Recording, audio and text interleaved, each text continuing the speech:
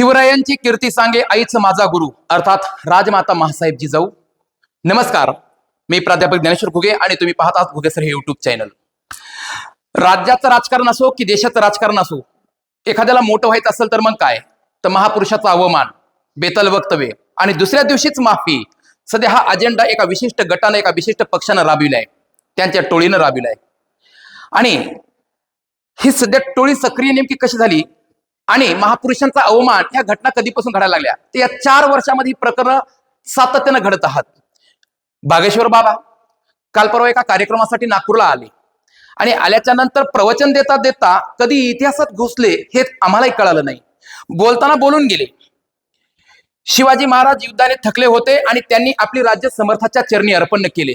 कुठून इतिहास आणला माहिती नाही. आणि त्यांचं हे वक्तव्य बघितल्यावर लक्षात आलं की यांचा आणि इतिहासाच्या पानाशी काडी मात्रही संबंध असणार नाही. कुठला दाखला बरं, हे बोलताना राज्याचे नेते मंत्री मुख्यमंत्री सुद्धा सोबतच, आणि हे मखमलीच्या गादीवरती बसून बिस्लरीचे पाणी पिऊन प्रवचन देतात. पण आमचा एकही नेता यांना प्रश्न विचारण्याचं धाडस करत नाहीत की कुठल्या दाखल्याच्या आधारे तुम्ही हे संदर्भ देत आहात. बोलू शकत नाही का? कदाचित पुढच्या निवडणुकीमध्ये देशातला एखादा लोकसभेचा सुरक्षित मतदारसंघ बघायचा आणि उमेदवारी द्यायची आणि निवडून आणायचं, कदाचित हे स्वप्न असू शकतात. आणि हे एकटेच बोलत नाहीत, असे अनेक लोक आहेत जे छत्रपती शिवाजी महाराजांचा सातत्यानं अवमान करतायत, सातत्यानं. आता इकडे बघा, राहुल सोलापूरकर हे एक त्यांच्याच गटातले एका पॉडकास्टच्या मुलाखती दरम्यान हे काय बोलले की छत्रपती शिवाजी महाराजांनी लाच देऊन आग्र्याहून सुटका केली, लाच देऊन. फेब्रुवारी 2025चं स्टेटमेंट यांचं बघा, फेब्रुवारी 2025ला बोलले लाच. कुठल्या इतिहासाच्या पानामध्ये हे यांनी वाचलं? म्हणजे मिठाईचे पेटारे बाजूला, पेटारे बाजूला, पेटाऱ्यातून छत्रपती शिवाजी महाराज आग्र्याहून सुटून आले, हा इतिहास सगळा दाबून टाकला, डायरेक्ट थेट लाच देऊन, रिश्वत देऊन. मग कुठल्या इतिहासाच्या पानांमध्ये हा शोध लागला? हे कुठून येतात आणि इतिहासाचे नवे नवे शोध सांगतात. अजून एक थोबाड तुम्हाला दाखवतो बघा, CR पाटील हे पण एका टोळीचे. कोणती टोळी सांगतो, कदाचित CR पाटील तुम्हाला माहित नाही, मी सांगतो कोण आहेत.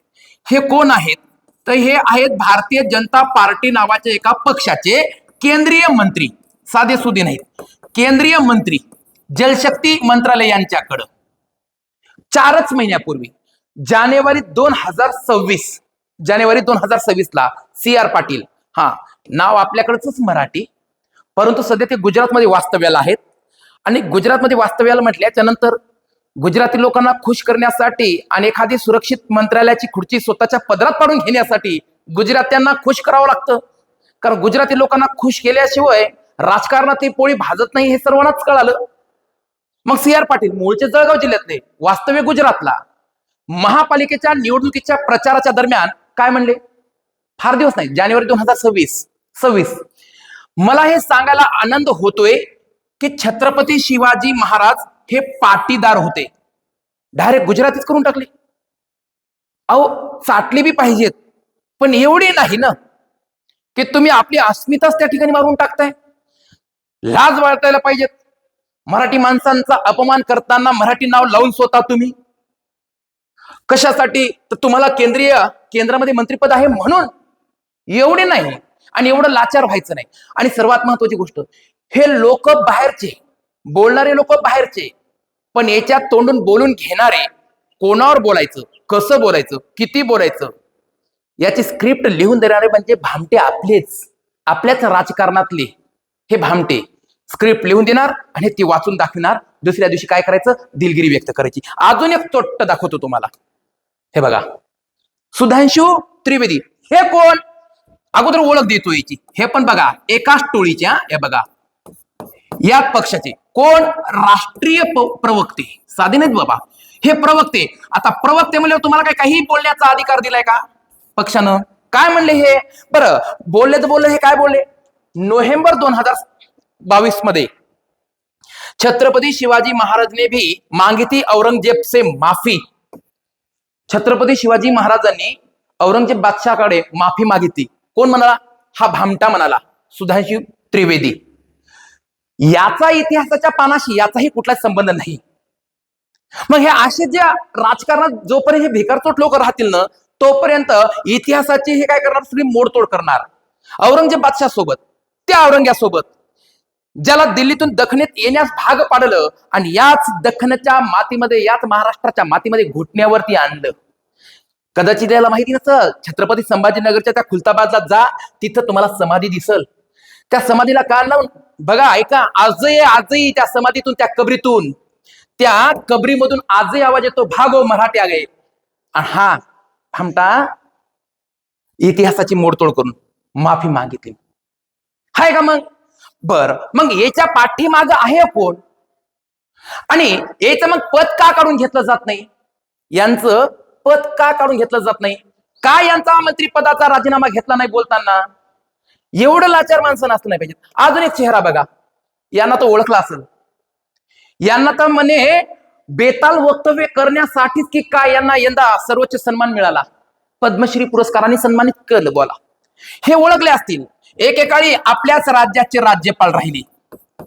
हो, हे बी त्याच टोळीतून. हो, उलट्या खोपडीचे लय खतरनाक माणसं हे. आता यांचं कसं?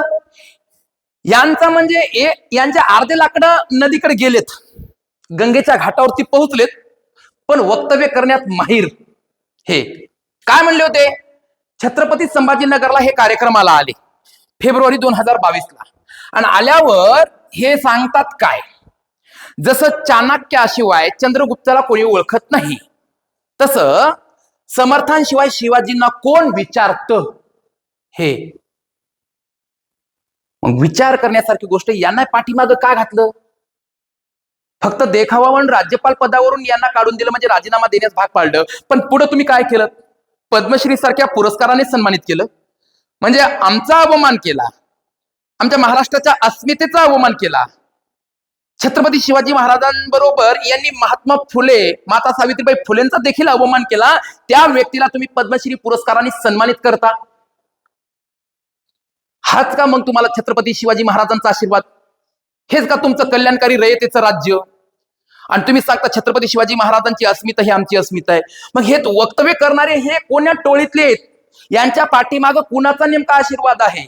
आणि कोणत्या स्थितीनुसार हे बोलतात, कोण्या परिस्थितीनुसार हे बोलतात? आणि बोलण्या त्या असू द्या मुख्यमंत्री साहेब, एवढे नेते बोलले, एवढे कार्यकर्ते बोलले, तुम्ही कोणावर कारवाई केली? एवढे जे चेहरे येत हे दिसायलेले, या चेहऱ्यापैकी सांगा तुम्ही कोणावर कारवाई केली? कुणावर कारवाई केली तुम्ही आतापर्यंत? कुणावरच कारवाई केलेली नाही. पण इथून पुढं अवमान करणाऱ्यांना आता माफी, क्षमा नाही. जशाच तसं इथून उत्तर देण्यात येईल. आता मीडियाच्या माध्यमातून निषेध होणार नाही. आम्हाला आता वेळ प्रसंगी रस्त्यावरती उतरावं लागल आणि आम्हाला आमच्या परीने त्या ठिकाणी निषेध नोंदवावा लागल. तुर्तास जय महाराष्ट्र, जय शिवराय.